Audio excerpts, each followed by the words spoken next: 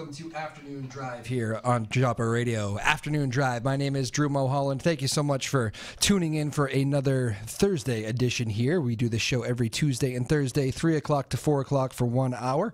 I've had all sorts of excellent guests on here over the last, I guess, few months now. I think we've been running since like December or so. So a good little run with this show here so far. And thank you all for watching and for following us on Twitter. Again, if you have any questions for our guests, follow us on the Joppa Afternoons app for everybody streaming at home. There's the little Twitter thing. There you go. At Joppa Afternoons on Twitter. Feel free to shoot any questions to us, ask questions for our guests. I'll try to read them on the air if you do that.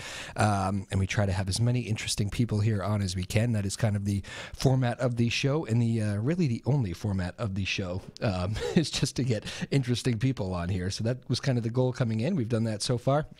We have done it again today. Actually, my guest today is a man who I actually met at the dog park. That we both go to the same dog park in Danvers.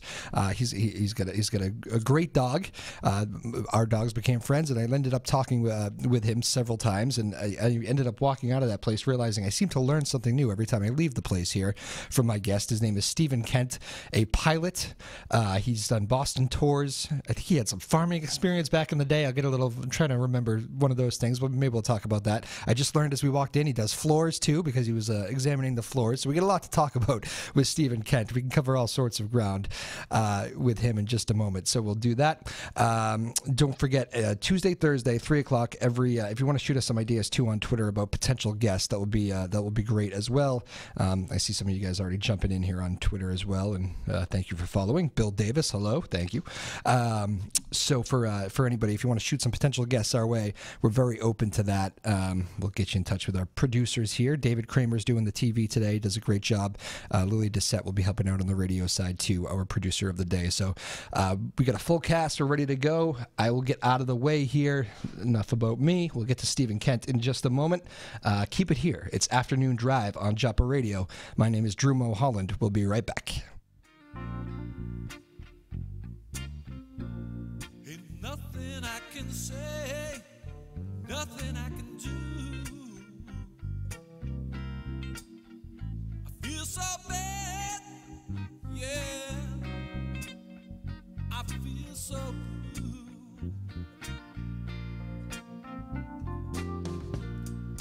Got to make it right for everyone concerned.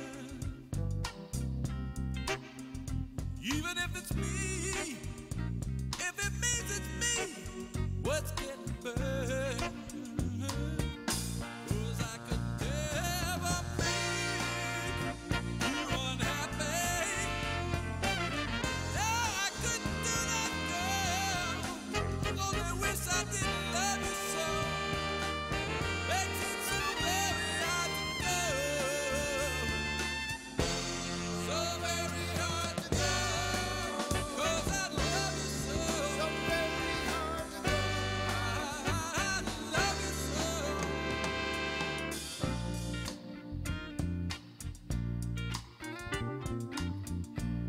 I knew the time would come, have to pay for my mistakes. I can't blame you, what you're doing to me, girl, though it makes my heart ache. Your dreams have all come true, just the way you planned it. So I'll just step aside, gonna step aside, lend a helping hand. Oh, I could never make you unhappy. No, I couldn't do that, girl. Only wish I didn't love you so. Makes it so very hard to know. So very hard to know. 'Cause I love you so.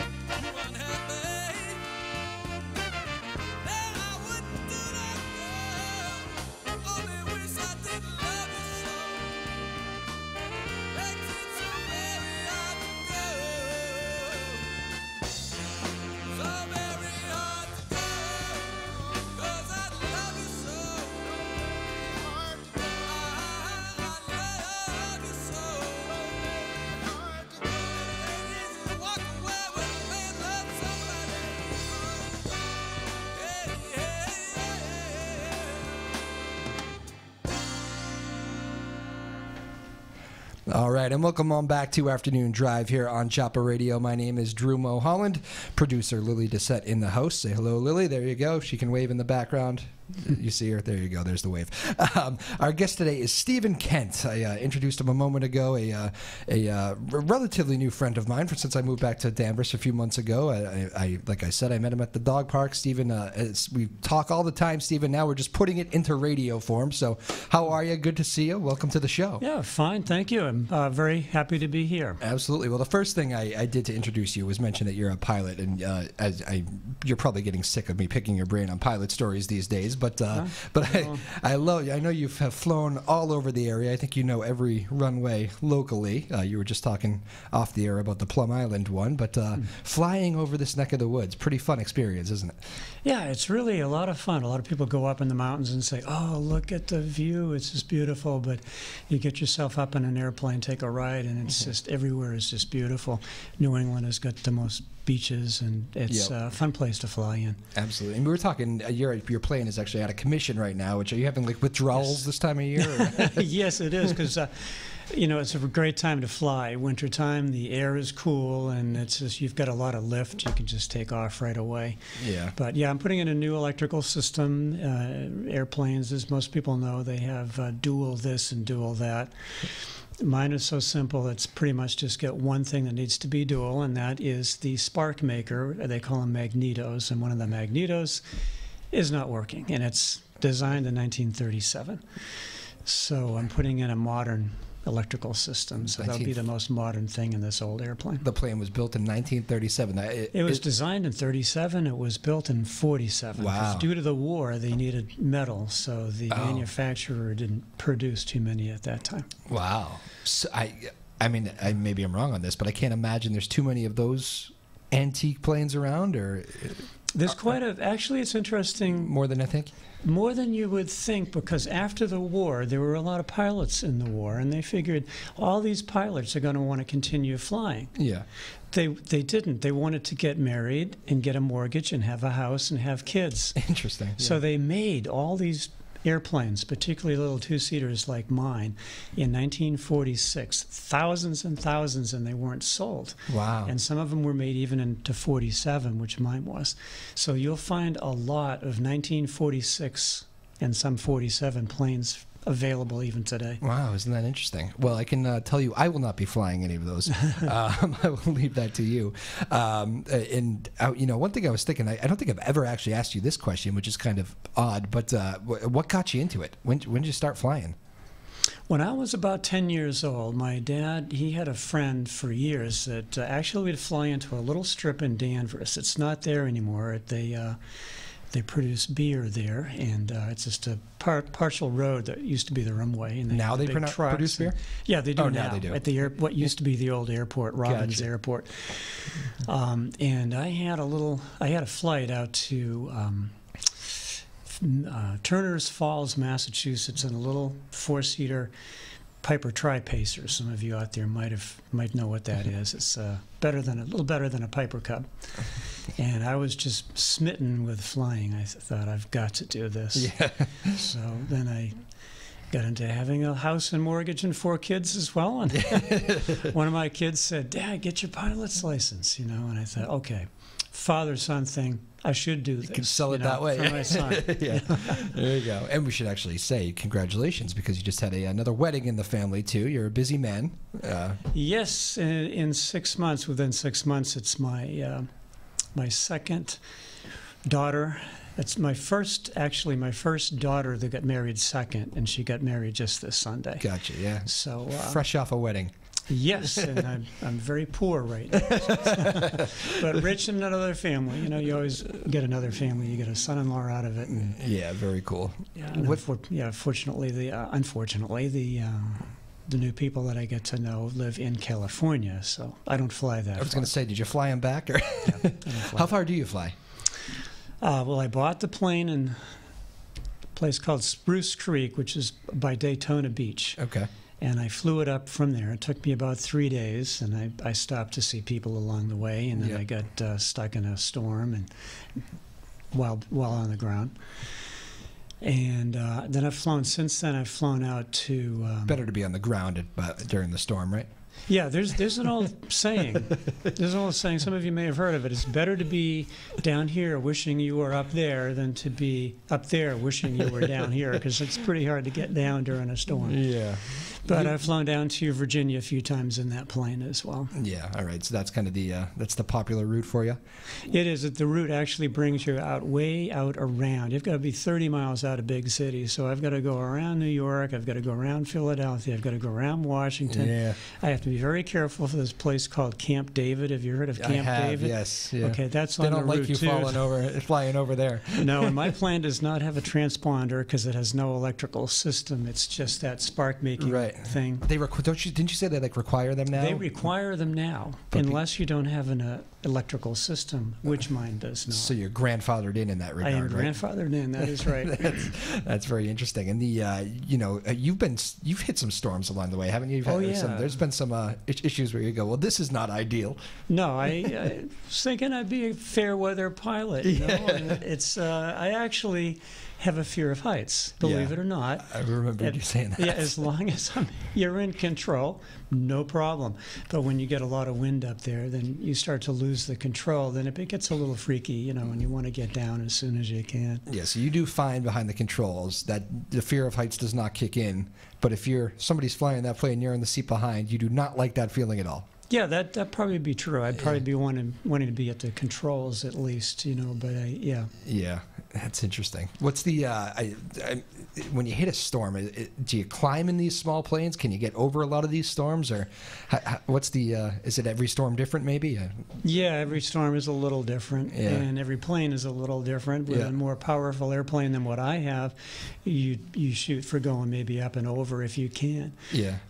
What really is not good, particularly this time of the year, but even in spring, is that you can catch icing. So it can look okay, and then if you're going through the clouds or near the clouds, you can start to get the icing on the wing, and of course that begins to totally destroy the lift. Yeah. And that's not a good thing. So sometimes doesn't sound good. No. You want to maybe go down and where it's a little bit warmer, and then the ice starts to melt off. Fortunately, I've not had that experience, but you can watch these things on YouTube too, and imagine what it's like. It always amazes me when we're looking at if there's ever anything as far as either planes or I don't know storms. Just when you're curious to see how many planes are actually in the air at any given time, it amazes me how much air traffic is going on up there.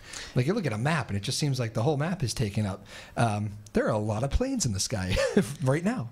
You used to see a lot more when I was growing up. You'd hear airplanes all the time. Yeah. So when I'm flying here, even up to Hampton is a great little place to eat. Some people around here know about Hampton. Yeah. And also Plum Island is kind of neat to go down and watch the planes land.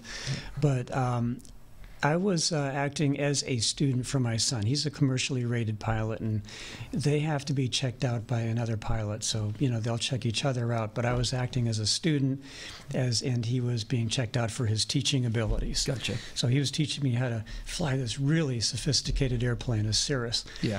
And on the Cirrus, it has what's called glass cockpits. Yeah.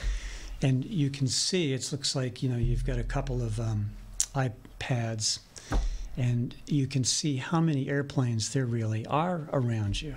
And I was really fascinated because, you look out the window and you don't see the airplane until it's pretty close. Yeah. But there are a lot of airplanes up there. One of the first things you learn is be observant. Don't just look down at your controls all the time, but make sure that you're up there and you're looking around. I've had a few close calls myself. That must be the scariest thing in the world, to look to your left and see a jet airliner. Well, it is, except that it happens so fast that it's in many cases. If you're too close, you'll never know. The place, yeah. Yeah. There is one that I don't think I'll mention at this point. But yeah, and so I think a lot of people with these planes think that it's all digitally done, but you are using your eyes and your vision up there as well. Yes. Okay. And is that nature, a lot of that have to do with the older style plane, or is pretty much every small plane doing that these days? Well, you can upgrade if you'd like. Yeah. It's a little more difficult with mine because you don't have battery to run stuff off. Right. But you can get like an extra little battery pack, and then you're good. But wow. Yeah. That's interesting. So do you do the Hampton Beach thing? You said before we came on the show here, you were talking with a couple of the people inside about Plum Island and that runway. You were saying that runway almost went away here. I didn't quite realize the backstory to that, but they still have it, right? You can still fly an airplane it's still here, fortunately, because it is a very historic place. Yeah. There was a very, very early airplane. I think somebody actually from the Plum Island, Newberry area designed an airplane. It's something analogous to the Wright brothers airplane. Okay, yeah. But it was his own design, and he did fly that. And I remember my grandfather actually telling me that he did see a plane fly into the Prince Estate, which is now where Gordon College is. Yep. It was out in back of that, and it was one of the ponds, or probably, actually I think it was on Chabaco Lake. Yep. And he said that he saw the very first airplane that flew in this area, so it could well have been the one that was from Plum Island. I'll have to do some research on that one. So your son's a pilot now too, you said. How many pilots are there in the family? Oh, just two. Just two? All Well, right. actually, one is in the Army. He's an Army Ranger. He's a major now, but he was actually taught to fly a special airplane if he needed to take over the controls. Gotcha. Yeah, Now you keep your plane at Beverly, is that right? I do. Beverly Airport? Yeah. So that's And the... I have taken it up to Hampton sometimes in the winter and kept it in a T hangar. Okay. Yes, I was wondering that too. Like, do you store it in a garage? Like, where do you put a small airplane? It would be nice to be able to fold the wings back and store it in the garage. It's Yeah. about $85 now to keep it outside. 85 $85 a month. A month, oh. Yeah. Okay. Well, I guess not crazy, but... So instead of having a new car, I'd rather pay $85 and have the airplane. Now, you mentioned Hampton Beach. You said you got a nice lunch spot. Yeah. You must, if you're a pilot, you're probably trying to find excuses to fly, right? Let's go to this Yeah. great new place for lunch. Yeah, you know what they call that lunch? No, I do It's not. called an $80, the $100 hamburger. The $100 hamburger? It's going to cost you at least that probably to fly there. Yeah. Actually, mine is like a Volkswagen. It's a 65 horsepower engine. Yeah. It was designed in 1937, and it gets about 24 miles to the gallon. So it's one of the more economical airplanes. Yeah. It doesn't have very much to break down, so the cost is low. So the hamburger won't cost me that much. You actually have to swing the prop to start it. You tie it down. Yeah, that's You old put school, the chocks right? on. Yeah, Yeah. you have the throttle all the way back. You make sure you check those things, and then you swing the prop. And what's the thing that's broken on yours right now? It's say it again, It's one of the magnetos. and you actually said the plane would actually fly On one. On one. Yeah, but But it's good to have two. Right. Yeah. It's very comforting to have two. Okay, so that's why it's in the shop, I guess. Can you just, for somebody who's never even flown in a small plane, really, can you go? We can fix that. We could, yes. I'm not a huge heights fan either, so you're going to need to twist my arm a little bit. But I'll talk to your wife. yeah, she's not going up yet, I don't think. But remember, I told you that story. We went to Costa Rica, and we could have taken like most people fly into the Yes. airport, and a lot of these destinations, there's like another little airport there, and you can take a half-hour flight because the infrastructure's poor, not really highways, it's more back roads, and a half-hour flight can be like a 5-hour drive to wherever you're going. And we, of course, took the 5-hour drive because I would have flown. My wife was a little bit scared, so she doesn't like the idea of the small planes. Yeah, we drove out. We did the Jeep boat or whatever it's called. Yep. The Jeep ferry. Yeah, I remember what you said there. That was right at the volcano town there, right? Yes, Arundel or something. Arenal. Yeah. Yeah. And then we took the flight back, and that Yeah. plane was so fully loaded with 10 people. Yeah. That's all it could hold. But that thing took all of that dirt runway before it took off. Yeah, I remember talking about that with you. I was thinking that was probably one where maybe you wanted the controls. I'll take it from here. Yeah. Yeah, because I think I was ready to jump, actually. See, and this is why my wife will never fly on that plane. But no, we took the 5-hour drive. So I don't know. They do it they have a pretty good record. Although they did have an incident this year. Now that I think about it, but they do sightseeing, and it's the same company that does all that stuff. So they at least know know what they're doing. But anyways. By the way, talking about heights, did you do the zip lines there in Costa No, Rica? that was an issue for us. We I have done zip lining before, like through forest when it's not as high. But Yeah. the one that I believe you did, I think we talked about this. You actually went like up into the clouds where you couldn't even see the bottom, right? Yeah, we were so high that Yeah. if the clouds were low, you wouldn't have been able to see the canopy. The last Yeah. one, I'm not kidding, it seemed to me that it was more than a mile. Yeah. That thing went on and on and on. Yeah. And they tell you do not take videos. You have to hold on with both hands. Yeah. Well, you know, don't quote me on this, but I think that the reason is they don't want you to video is that they don't want to go try to help find your phone if you drop it, because it seemed pretty safe to me. Yeah. You could just use one hand. You could even get that, and I wished Yeah. I had taken. You were regretting it. I was regretting it, yeah. I it would have been good advice for me if I ever did that. I definitely would drop the phone if I tried to do it. But But I would not have gotten on that if it was that one at the beginning. They Yeah. start you off very small. oh, right. Very small, and then you go bigger and bigger, and it's they lead you up to it. So you don't like heights, but you ended up doing a mile-high zip line. Yeah, I did. Yeah, because I felt, you felt in control somewhat. You could even Yeah. slow it down a little bit, Yeah. and that was okay. However, there was one that I have to get over my fear of heights, and that was going up to, it's like a ranger station. And that was not a zip line. That was a bungee jump. And I had never wanted to do a bungee jump. I can't imagine just doing a bungee Yeah. jump. But this was very close to that.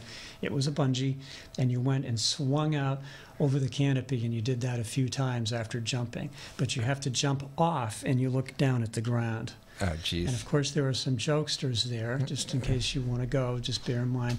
They get you out to the very edge, and you get your harness, they're putting it on, and wait a minute.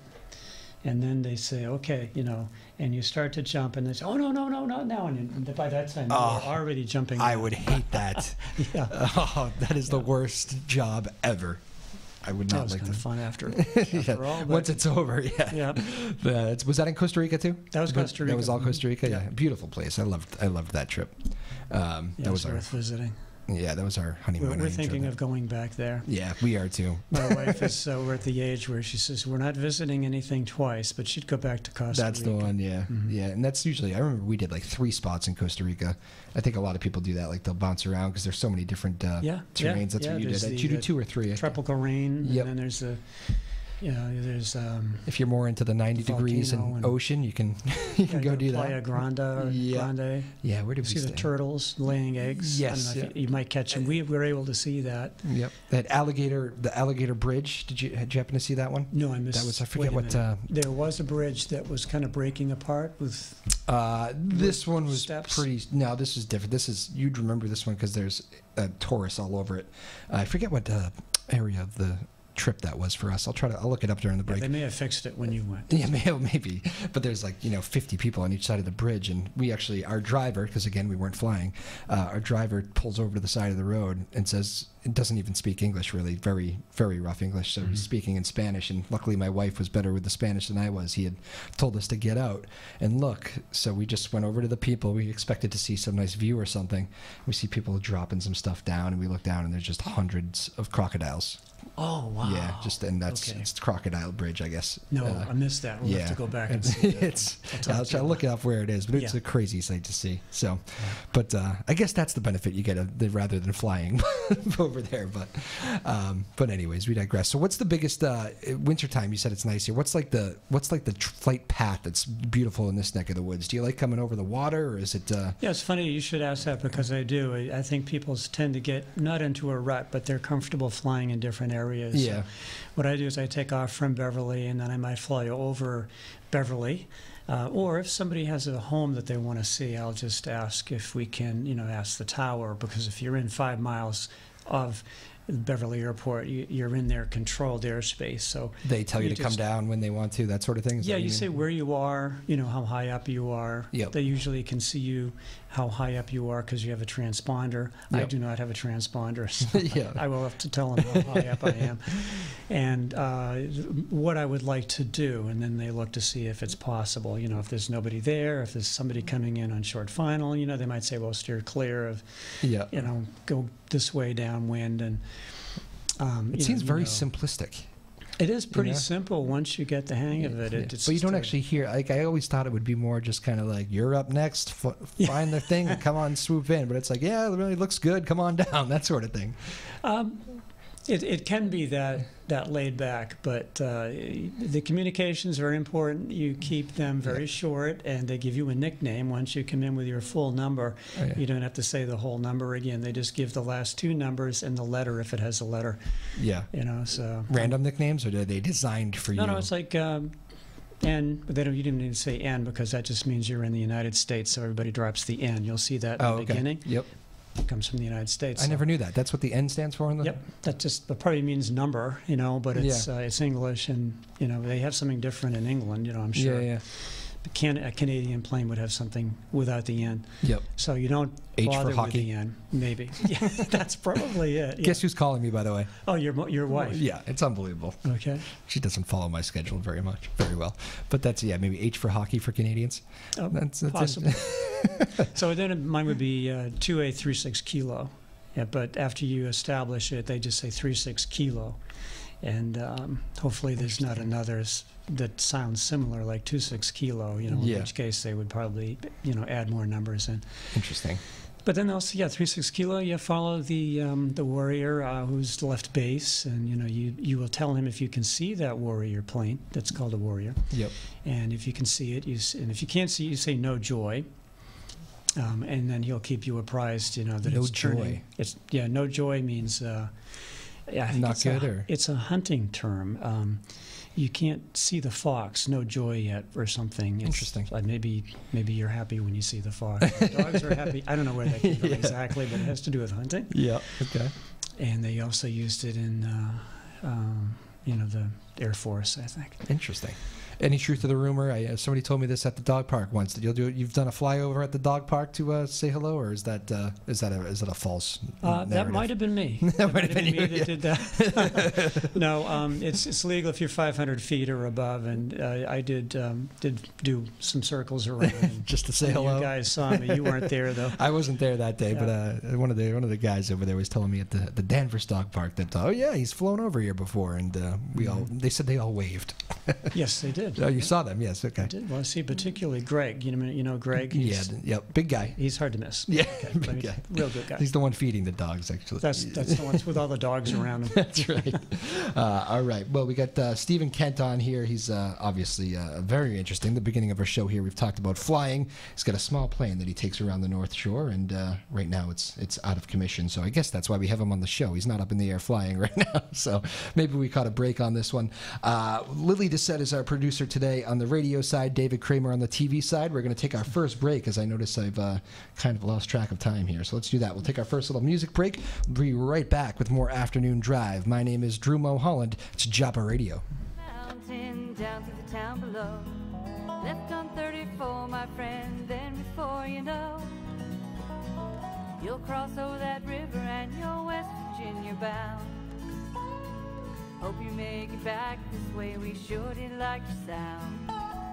Oh, this guitar has taken me so far, places I'd never find alone. As the miles turn to memories through every town I see, gives me a life, gives me a love, gives me a home. So it's on into the darkness as midnight comes and goes. You just can't be too careful when you're on these mountain roads.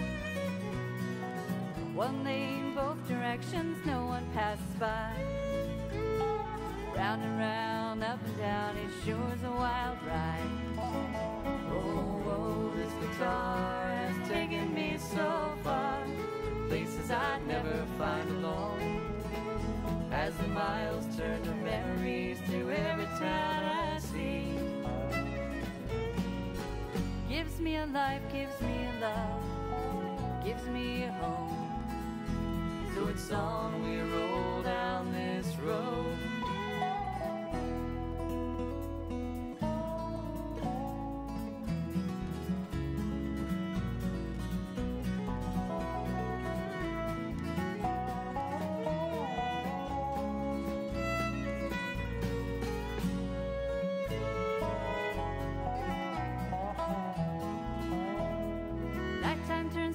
Nighttime in this Shenandoah sky, I can see the stars and the sun at the same time. Off in the distance there's a light that pulls me in. One more town and do it all again. Oh, this guitar has taken me so far, places I'd never find alone. As the miles turn to memories through every town I see, gives me a life, gives me a love, gives me a hope. Gives me a life, gives me a love, gives me a home.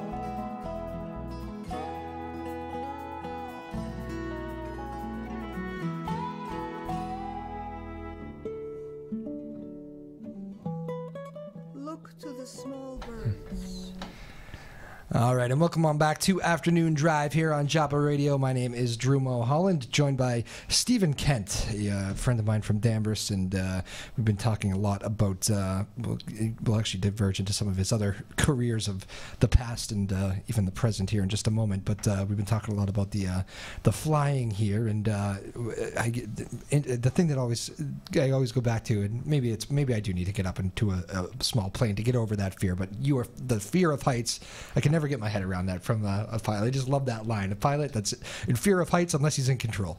Well, maybe you should come over and take a look, pat it a little bit, and just not go up in it. It'll probably be a few days. I'll have to go see it to check it out. You know, I'm very mechanical, so I'll make sure it looks okay. I'm not very mechanical. You can try the controls too. Just a stick and rudder, and that's it. Yeah, so. I think I'll leave that to you. Actually, Okay. That would be good. But the other, I mean, you have several fascinating stories. But one of your other careers was you were kind of a bit of a Boston historian because of one of your past jobs there. You did you didn't do the duck boats, but it's kind of the other company, right? I almost. Yeah, I did the Old Town Trolley, and I did that for maybe, I'm thinking 14 years. You must have seen some things, met some people, told some stories. Yeah. I've told a lot of stories, met a lot of people, and it was perhaps, I'm sure, that was the funnest job I ever had. Yes. Yeah. It's almost not like work. Yeah.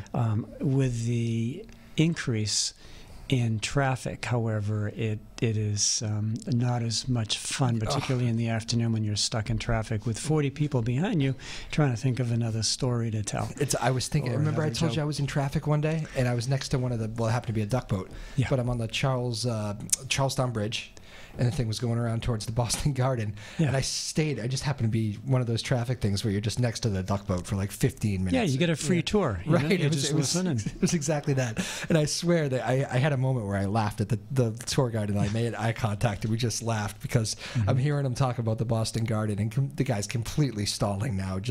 He's ran out of things to say on the Charlestown Bridge. Yes, I'm there. I was there. You've done that before, yes. And I mean, yes, so the Boston Garden, home of the Bruins and the Celtics, formerly the Fleet Center, which was also the Shawmut Center at one point. Formerly. Yes. Which was built right next to the old Boston Garden. He's like drawing it out. And I said, that has got to be the toughest part of that job, is if you're stuck in traffic trying to find something to say. Yep. Yeah, it's challenging. And you can. Sometimes I just pop the brake, your air brake, and stand up and walk up and down, tell them jokes, and or take entertain questions. Yeah. I always like a question, see if I could be stumped. Yep. With the history of Boston. Yeah. Do some impersonations. I imagine that rarely got you. Very rarely. That's right. That's right. Very rarely. I think maybe once or twice I called my dispatcher and said, "Hey, Jack." You got to help me out here. Jack was the go-to guy on the other end of the line? We had different people. So. Yeah, I was just using Jack. We had one guy that I used to work for. He was a dispatcher, and he should have known my name, but he probably didn't, recognize it over the phone, because when we were done talking, he said, "Okay, Roger." You always call me Roger at the end of our talk. Like Roger that? Yeah, Roger that. That might be it. Probably called everybody Roger. I think so. So that job takes you. I mean, do you see the whole city? Is it pretty much one route, or did you mix it up? Yeah, well, depending on parades that would happen, or blockages from breakdowns, or a lot of construction lately. Yeah.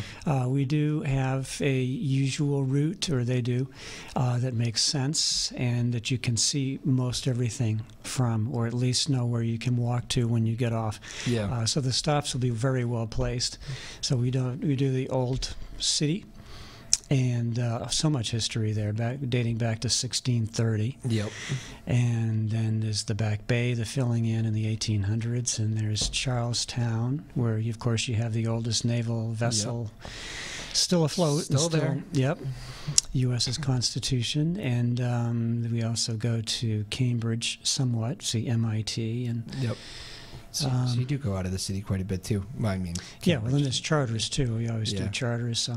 Huh, that's interesting. And there's the story of the duck boats, and I'm not sure, you might know more about this than I do, that a lot of those were actual wartime. They were all built for wartime use. I'm not sure if those made it over there, but those were the surplus, I think.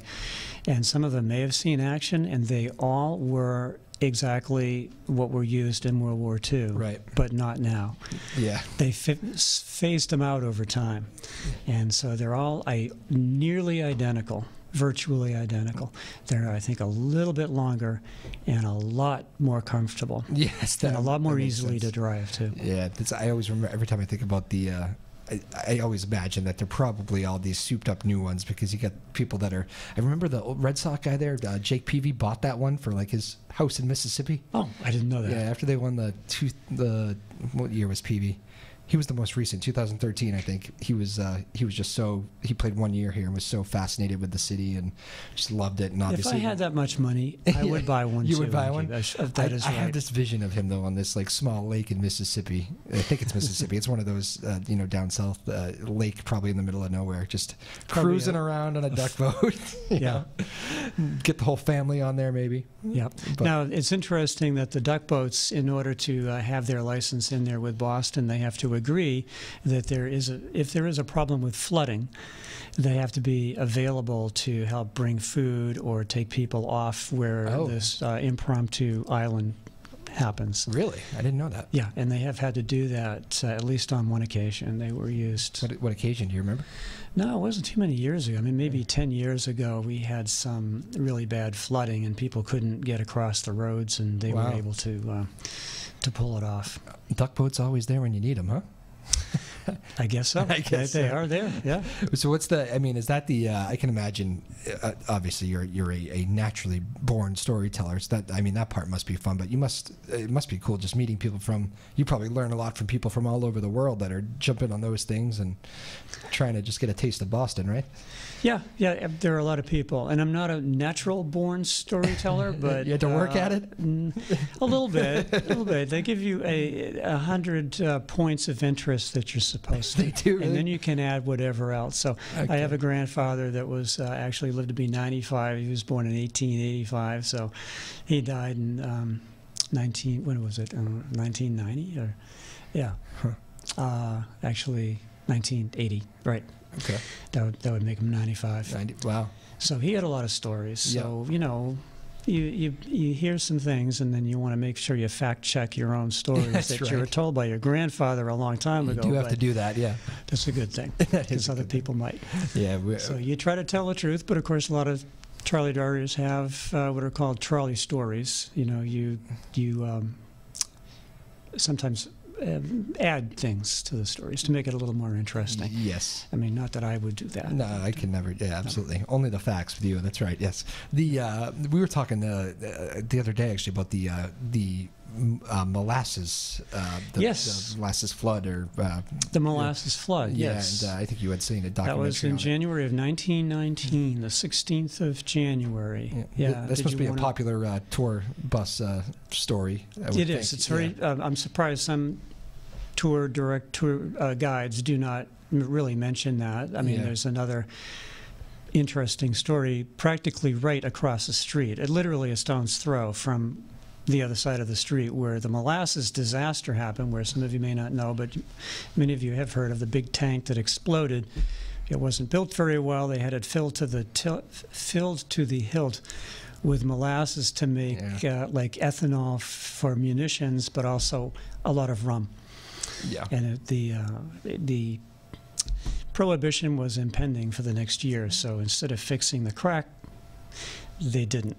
And then the temperature went up. We had a January thaw. It expanded, a loud bang, and it flooded the whole area. And there were 21 deaths, maybe 22 as a result. And horses died. But right across the street, a lot of people that give tours like to talk about the Brinks job. You know, you can see that on a movie. There's books written up about it, but it's quite interesting. So actually, you could say because of the Brinks job and because of that molasses disaster, there were 2 stick-ups in the area because it was a very sticky place too. And that sounds like a tour bus line right there. Yes. That is one that some people like to use. You know, you actually mentioned, because we had just talking about the molasses flood the other day. And I never realized this, but you were saying during one of the big dig projects, or maybe right before that, somebody was digging.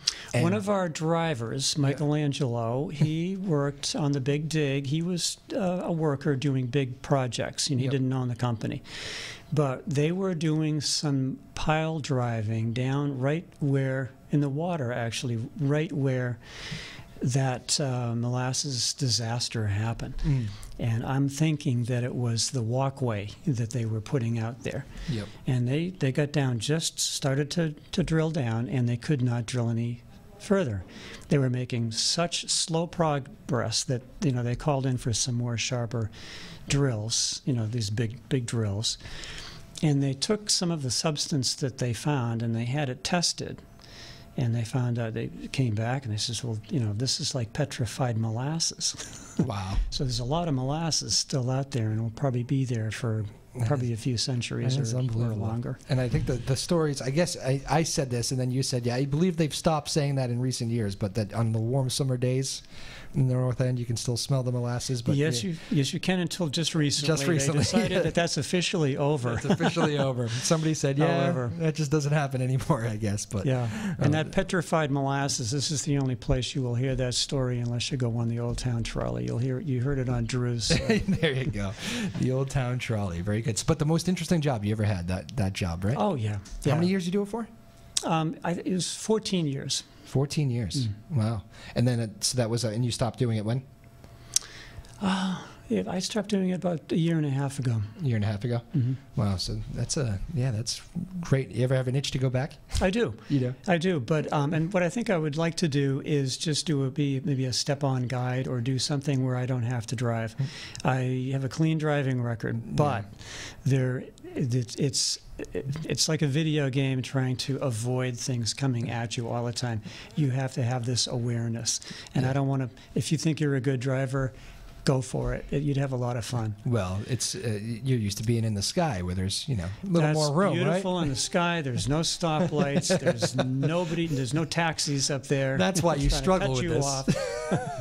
That's too funny. Let's take our last break here, gang. We got Stephen Kent. He's a pilot, and we just got into some of the tour guide stuff in Boston here. And maybe we'll touch on some of the other careers you've had too, because I know you got a few other ones there in your back pocket that we can get into in just a moment. My name is Drew Moholland. We'll be right back. Final segment of Afternoon Drive is just ahead. Keep it here. Say I've been around. Back when I got started, there was a righteous sound. It doesn't matter what I've been through, I'll still be digging on James Brown. You know, the more things change, the more they stay the same. It might be a different age, but I'm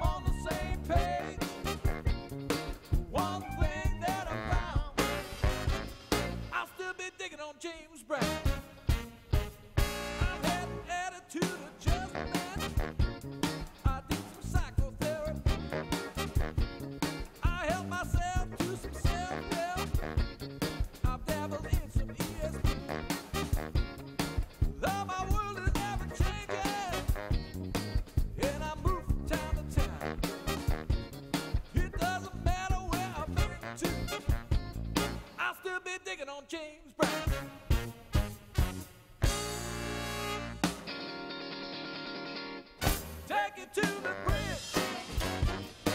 It'll get you where you live. When there's water all around, you can still get out of town and still be digging on James Brown.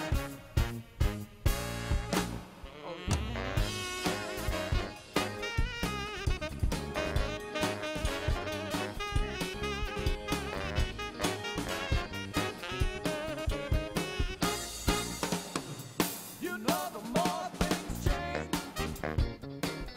the more they stay the same. It might be a different age, but I'm on the same page. The one thing that I found, I'll still be digging on James Brown.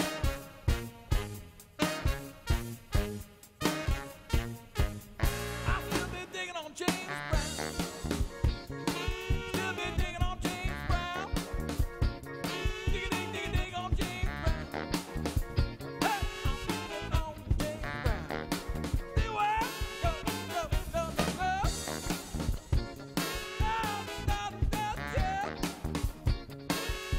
Digging on James Brown. James Brown. Got me digging on James Brown. Got me.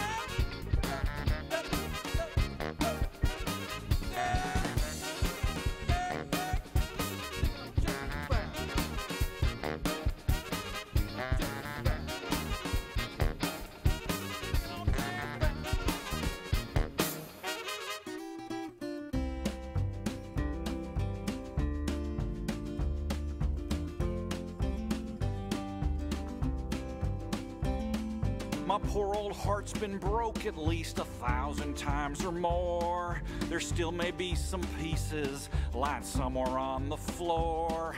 It falls apart so easily, I guess that's how it's wired. Some assembly required. If you're into reclamation projects, I've got one for you. All right, welcome on back to Afternoon Drive here on Joppa Radio. My name is Drew Moholland. Producer Lily Doucette on hand here on the radio side. David Kramer doing the TV and the feed. Hello to everybody on television as well. Stephen Kent is our guest. Very interesting conversation here so far. Where I think I opened the show by talking about I literally met Stephen at the dog park. He's got a great dog named Polly. Yes. And our two, he matches up well in the same weight class as my dog Henry, so they play a lot. So so that is where I've met Stephen, and it's funny when you go to the dog park every day. It's you kind of end up spending a lot of time with these people. You do. You spend time with the people. Sometimes there's 5 dogs and maybe 8 people. Yes, exactly. Yeah, people just showing up without the dogs, right? Well, showing up and maybe there's 2 people at one dog, but you get to know a lot of the people. I think there's that one guy who just shows up for the people. I really do. But we always know the dogs' names first, and then we learn the people's names later on. That is very true. Yes, that is extremely true. Pretty much name every dog in there. Don't always know the owners' names. Yep. But a nice dog park there in Danvers that we've grown accustomed to there, so it's a good spot. So we've talked about the various careers. I mentioned it at the beginning, and this was probably one of our first conversations, which is why it's not front and center. Was there like a farming job you did? You had some background in like horses or? I do. My wife and 2 of my kids learned horseback riding, so I took horseback riding lessons. But right. Is there a means of transportation you have not covered? I had a motorcycle. I did scuba diving. I did planes. Train conductor? No, I was thinking of that, but that's a hard job to get. So. No, just the trolley conductor and driving. It's kind of close, yeah. Yeah. There. All right. It's very good. You actually thought of being a train conductor? Yes, just because in my older age, to round off the whole profile. Just to round off, yeah. I did a lot of physical work. I'm a carpenter as well. I laid hardwood floors. I refinished old historic floors in Newburyport and Newbury, as well as What'd you do around in Danvers here? And various homes here. Yeah. I'm trying to think. I installed the community house back in Hamilton, Wenham. Okay. And I've done actually the Hamilton, Wenham gymnasium, which I think is 17 to 18,000 feet. I just refinished that. That's all. Is that the high school gymnasium? That's the high school. Okay. Yeah, I just put the polyurethane down for 2 or 3 years. It's a good basketball team there in Hamilton, Wenham. Oh, thank you. Good. They play well on that floor. My boys weren't in the basketball, but they were or were not? they were not. Were They not, they yeah. all took 2 sports. All my kids. I got 4 kids. They all took 2 instruments, and one of them is making a career with her husband in bluegrass. Oh, nice. They're very good. Yeah. After listening to you talk about Bob Dylan for all those years, and Yeah. we were just singing some Bob Dylan off the air actually. During break time. Yes, Trying to clear our throats. Yes, exactly. I think I'm going to go home and put on some Bob Dylan immediately. I'm inspired again to listen to Bob. I always am. He's the best. But Yeah, I'm psyched too. he actually played at BU a few months ago, and I couldn't go just because it's very tough with my 2 a.m. schedule to get to concerts these days. If you're playing a weeknight, it's a little bit tough to go and get up at 1:30 for work and go to a concert the night I before. went and heard him, and I'm trying to think of where it was. Yeah, It recent was- years. It might have been like 12 years. Actually, I think it was even before I did trolley. It might have been 20 years. Yeah. Well, time flies when you're having fun. When you're and flying. as you're getting older. Yeah. Well, the thing with the complaint with him these days is that even his hits, they don't sound like his hits when he plays them, because I think he just gets bored with them and tries to do them in different ways. And Oh, yeah. but yeah. I that's, you got to know what you're getting into when you go to see Bob Dylan. But we were talking about you had asked me if for an hour show if we'd ever had interviews who are very short on the answers, and that was what was coming to mind, was the Bob Yes. Dylan interview. Yes. Where he didn't really want to elaborate or say anything. Right. That's a Yeah, tough I job. saw- Yeah. You're much better than Bob Dylan in this case. Thank you very much. Again, Stephen Kent joining us here. So let's finish with the. I think for me the flying thing over this neck of the woods is just what fascinates me. I think maybe because I grew up on the Danvers, Woodville and Danvers. You know Woodville? Yeah, it So used to be a woods. Yeah, well, that's what I call it, Woodville. They usually Exactly. name things for things that aren't there anymore, like Ocean View, Right. Well, only the people that have the houses there can see it. Yeah. Or Apple Farm Road or something. Yeah, there's usually a reason for these Yeah. things, and the reason why. But I mentioned that is Danvers is actually the other side of Beverly Airport. For those of you who don't know, you actually store your plane on the other side, I think, right? The main entrance. Yes, the Beverly Wenham side. Yes. So this is actually Wenham, Beverly, and Danvers that are owning the land that's on. And that was actually owned by the Hood Company, and they had a nice little farm up there. Some of you may Oh, I didn't know remember that. the farm. Usually there'd be a school field trip, and you'd go up and learn all about milk and butter, and you would actually see it made. You would actually make ice cream there. Really? And you would get a little butter after you've made it, and you put it on a little cracker. This is what everybody did when they were a little kid. And also the land near it, a lot of what is Beverly Airport is also used to be owned by the Swift Company, the Swift Meat Company. Oh, I did not realize that either. Yeah. Yeah, because I knew I went to a youth group once, and there was Susie Swift, and she used to live right down at the end of the Beverly driveway that goes in there. Oh, okay. And it was her ancestors that used to own the Swift land out there that became an airport during World War II. So now those are even hoods. They're all gone now, right? This is Yeah, well, they're all gone. That was years ago. So yeah, I don't think I remember that in my lifetime. No, So you're maybe too young. Too young. Yeah, you yeah. have to rely on people like myself to tell Yes. you these things. There you go. Well, that's why you're here. Yes, absolutely. So that's interesting. Yeah. So what's your favorite airport to fly into? Is it? Oh, definitely Hampton. It's right up the street. I like Plum Island, too. I mean, it's right down the street here. It's handy. You can stop in and take a look. Sometimes they have things there that are interesting. Yeah. They have remote control jets and things like that. On certain days, as a pilot, you have to check to make sure there are no NOTAMs. That means notice to airmen. Oh. And they kind of make it NOTAMs. And no flying into Plum Island when they're having that. But they have various Literally things like going people on. flying remote control? Yeah, they're real jets too, little engines, and they sound just like little jets going over. And not necessarily just jets. They might have like piston-powered little airplanes. I mean, some of them can be quite large. I feel like that could be like an issue You could be an issue, yes. Particularly if you don't have a radio, because you don't need a radio, say, up at Hampton. Yeah. And a lot of people will practice doing a landing on a grass strip down at Plum Island. They have a tarmac, and they also have one that's grass. So you might not have that, and you just have to be looking out for other aircraft, including ones that are only this big. Do you? Have you ever been flying up there? And that's, when you mention that, the first thing that comes to mind is you're up there flying, kind of in the zone. Maybe your thoughts are in the clouds for a second, and then something like flies by. Like, what the heck was that? Has that ever happened to you before? Yeah. Yes. And twice, it was a birthday balloon. A birthday balloon. Yep, one had a face on it, just whoosh, right up, whoop, right over. It's like, okay, it's just a head. That is going to be kind of creepy. But then also you'll have a seagull once in a while. An errant bird of some kind will go quite close. Do you have, I mean, sometimes has one ever hit the plane? Yes, it's called a bird strike. Yeah, Captain Sully Sullenberger, of course, made that a bit famous with the landing on the Hudson there. Yeah, he did it upright. He hit a flock. Yeah. Yeah, he just didn't do one little bird. It was a flock of Canadian geese, I believe it was. So that's just bad luck, right? I actually got to touch that airplane. If anybody wants to see the actual airplane. The one that landed in the Hudson? Yes, it is in a museum. I think it's in North Carolina. I think it's Charlotte.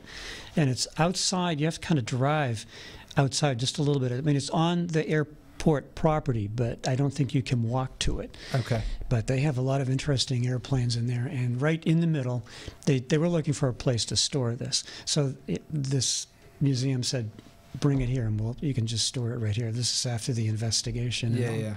When he was cleared, and I think that's where you were going with that. Yes. You think he did a really good job there? And he did a very good job. Yeah, certainly. Yeah. You get hit. It's not like you just know what to do. It's not like they've trained you after taking off exactly at that height, exactly in that area where Teterboro is, and how long it's going to take you, and if you computer generate it to tell you that, you could make it or not. Yeah. None of that's happened. Right. He's got to think for a moment and figure out what the best course of action is. So, in my mind, when I heard it, I thought he's a good pilot. Yeah. They're not lucky pilots that survive engine outs like that. They have to have some skill. Right. And a bird strike that's just unlucky, right? There's no way to prepare for that or...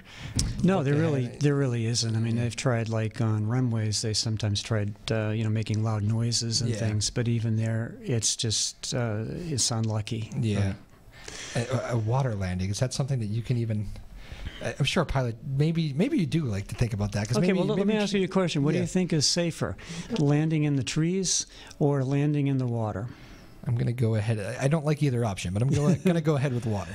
Okay, most small airplanes, particularly if it's a high wing, most of the time if you try to landing in the water, you do not survive. Interesting. Now, if it's a low wing, it's a little different because you're less likely to flip over. But if you have fixed landing gear, that's likely to flip you over, particularly if you're on a high wing. Interesting. So, just bear that in mind if you... What's that? Whereas trees, you would just like glide across. Yeah, what you try to do is you try to stall it right above the tree line if that's what you have to do. When they had old airplanes back in the day, back in 1920 and 30 and 40, they had a lot more fields around here. It was called improved land. Improved landings. Yeah. Cut down the trees, and you had all these places. So when I'm flying, I look for places that if I had an engine out, where the fields are. I know where the fields are here. I bet you do. Just in case, always be prepared, right? Yeah. Well, I hope you get your plane back very quickly, Stephen Kent. I will. It's been a great conversation, as I knew it would be. I will see you at the dog park. Yes. and let's do this again someday. This was fun. As long as you enjoyed it. Yeah, I did. Thank you very much. It's a pleasure being here. That was a blast, and I hope you all enjoyed that. A lot of interesting stories with Stephen Kent. We used the whole time. How about that? Fastest hour in radio, I say.